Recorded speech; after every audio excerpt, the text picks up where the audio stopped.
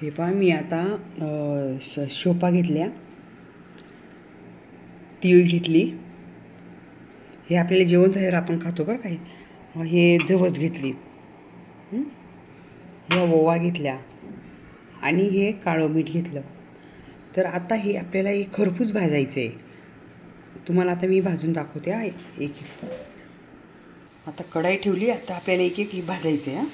तर आता मी पहिले सोपा घेणार आहे. याला बाळ सोपा म्हणता.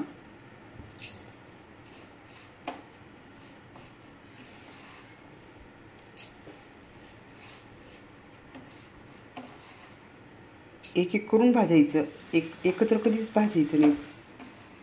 खूप सुंदर असतं बघा. जेवण झाल्यावर खायचं, पोटाच्या विकाराला एकदम छान असतं हे.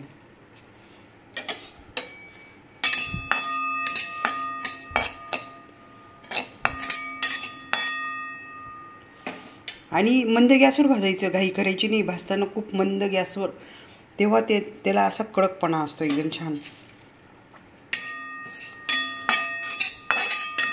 कुठली चूर्ण घ्यायची गरजच नाही. आपण जे खाल्लं ना जेवण झाल्यावर,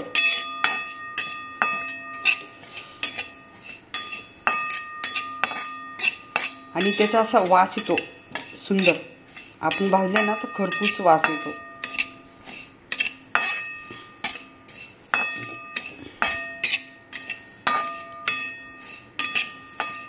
कच्चं राहायला नको हा ते.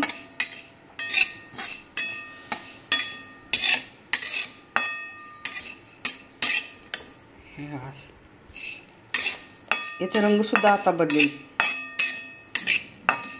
काही केली ना आपण तर मग ते जळून जातं. एकदम मंद गॅसवर भाजायचं.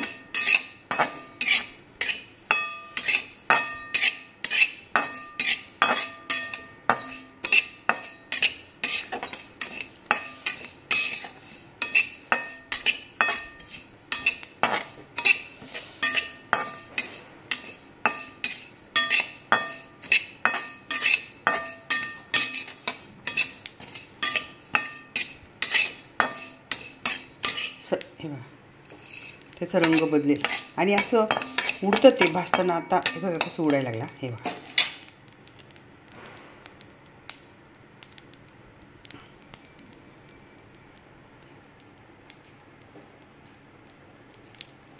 हे बघा बारीक बारीक आवाज येतो त्याचा. हे बघा आणि आता सुंदर वास यायला लागला छान.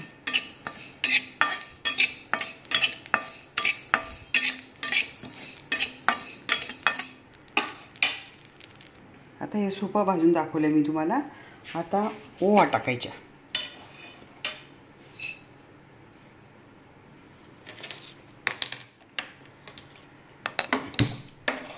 आता गॅस सुरू केला.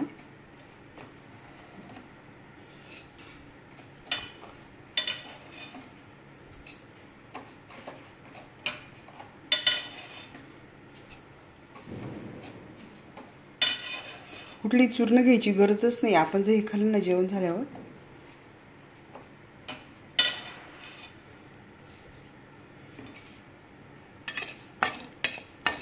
फक्त कच्चं राहू द्यायचं नाही. मग ते तिखट लागतं. ह्या जो ओवा आहेत ना हे तिखट लागतात. मग म्हणून कच्चं अजिबात राहू द्यायचं नाही.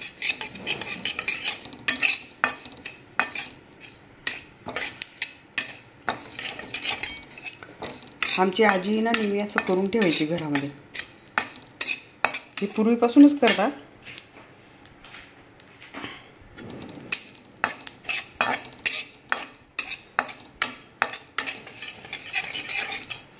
तुमचं जेवण झालं आणि मग तुम्ही रात्री झोपताना खाल्लं ना एक चमचा वगैरे, केव्हाही सकाळ संध्याकाळ तुम्हाला जेव्हा वाटलं तेव्हा खायचं जेवण झाल्यावर.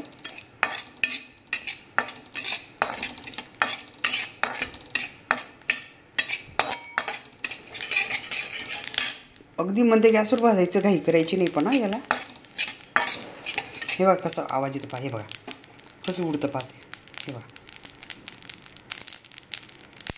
हे असं उडलं, असा आवाज आला तर समजायचं भाजत आलं ते.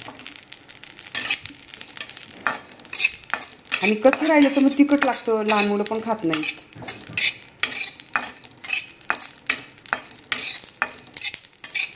हे पहा आहे की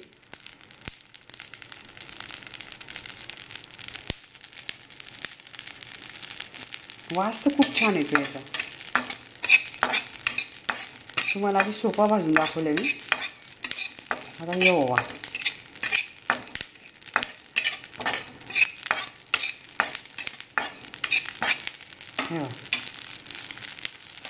आता गॅस बंद करायचा आपण आणि हे टाकून घ्यायचं कढईतनं.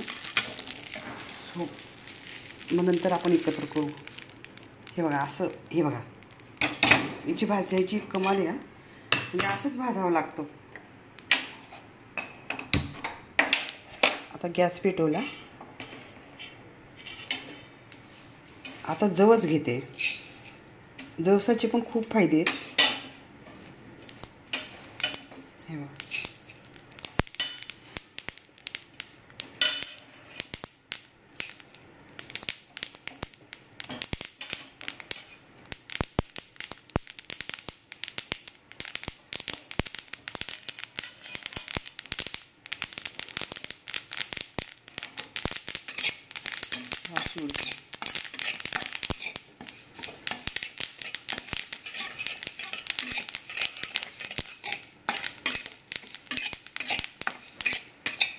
आमची आजी नेहमी करायची. आम्हाला ती आम्ही करूनच ठेवतोय घरामध्ये.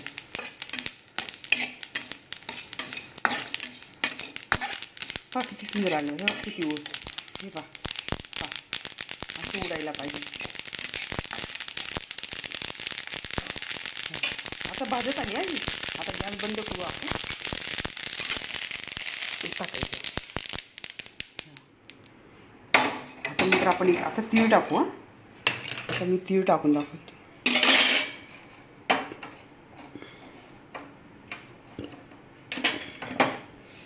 सगळं एकत्र तीळ थोडंसं.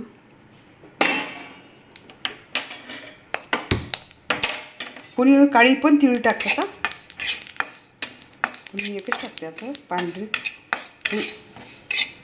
त्यांचे गुणधर्म वेगवेगळे आहेत. काळी तिळीचे वेगळे गुणधर्म आहेत.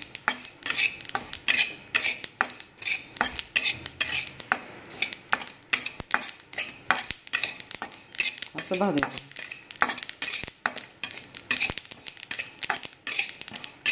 खूप छान.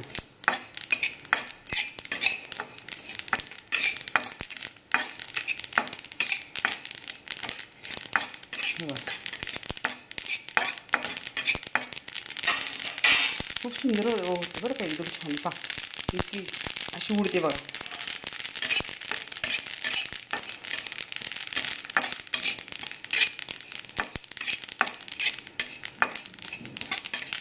अशी लाल झाली बरं का ही सुद्धा तीळ. आता आपण याच्यात काळं मीठ टाकू. असं काळं मीठ टाकून द्यायचं बघा. हे बघा एकत्र.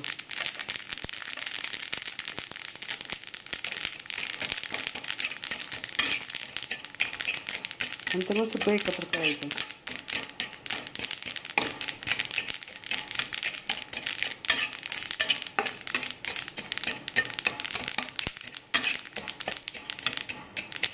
चुरा होऊन जातो त्याचा. तुम्हाला जेवढं पाहिजे तेवढं तुम्ही काळं मीठ टाकू शकता. पाचक असतं हे बघा सगळं. आता आपण सगळं एकत्र करू. आता हे जे केलं आहे ना, हे सगळं एकत्र करायचं. आता सगळं एकत्र करायचं. पुन्हा आपण त्याला भाजायचं पहा. हे बघा. आणि काळं मीठ ॲटोमॅटिक होऊन जातं ते आपण जेव्हा बरणीत भरतो ना.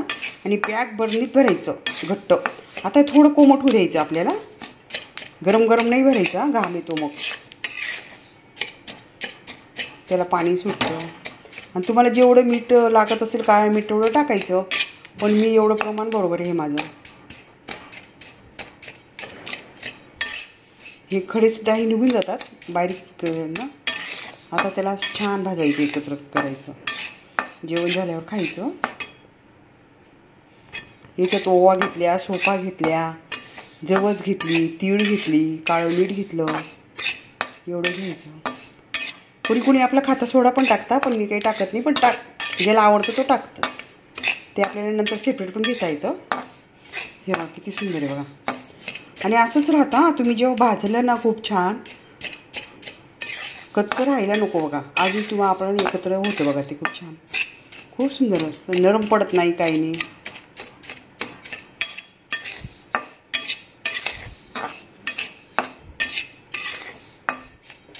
झाकण ठेवायचं नाही, असं होऊ द्यायचं. 1-1.5 तासात थंड झाल्यावर छान पॅक बरणीत आपण भरायचं मग याला. आणि जेवण झाल्यावर खायचं. पोट वगैरे सगळं साफ होतं. आयुर्वेदिक आहे हे सगळं. हे बघा, तुम्ही पण करून बघा, शेअर करा. तुम्हाला कसं वाटलं हे कमेंटमध्ये टाका. आणि तुम्हाला काय फायदे झाले ते पण सांगा.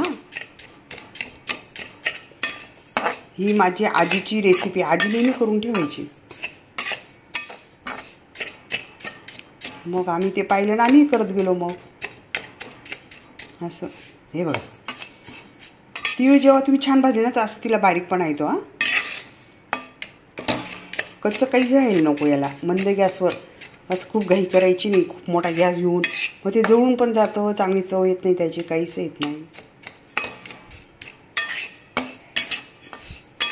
राहतं आहे तुम्हाला जेवढे दिवस, 1-2 महिने. त्याला काही पाणीचं काहीच नसतं ना, पाणी टाकतच नाही ना आपण याच्यामध्ये.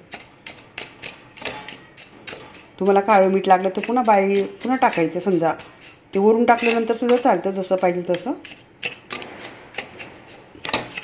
पण मी याचं प्रमाण बरोबर टाकलेलं आहे, खूप काही नाही. मग जास्त खारट येतं ना, मुलं खात नाहीत. आणि जेवण झाल्यावर खायचं. तुम्ही दुपारी पण केव्हा पण खाऊ शकता, असं काही याचं हे नाही आहे. पण जेवण झाल्यावर खाल्लं ना तर अधिक त्याचे फायदे होतात. तुम्ही नक्की करून बघा, शेअर करा. कसं वाटलं हा व्हिडिओ कमेंटमध्ये लिहा. आणि तुम्हाला फायदे झाले का नाही झाले ते पण लिहा. हां,